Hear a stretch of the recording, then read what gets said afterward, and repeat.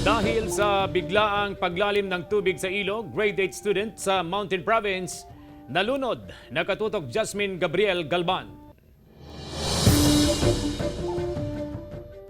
Nalunod habang naliligo sa ilog ang grade 8 student at 14 anyos na dalagita na si Adelpha Ayomen sa Tadian Mountain Province. Ayon sa pulisya, katatapos lang mag-ani ng palay ang biktima nang dumiretso sa ilog upang maligo kasamang ilang kaibigan. Hindi nila alam, meron palang malaking volume ng water na papunta dun sa area nila dahil tuloy-tuloy yung naging pag-ulan. So sa kasawiang palad, natangay itong ating biktima. Agad nagsagawa ng search and rescue operation ng otoridad sa bahagi na ng ilog sa Quirino, Ilocos Sur na recover ang katawan ng biktima. Dahil sa insidente, nanawagan ng pulisya sa publiko na iba yung pag-iingat sa pagligo sa dagat, ilog o sa swimming pool para makaiwas sa kahalintulad na insidente. Is iba yung pag-iingat. So maging observant po tayo sa ating mga paligid at sa ating panagliliguan. Then kailangan po mas mainam kung may kasama tayong mga nakakatanda. Patuloy na nakikipag-ugnayan ng GMA Regional TV Balitang Amyanan sa kaanak ng dalagita para sa kanilang pahayag.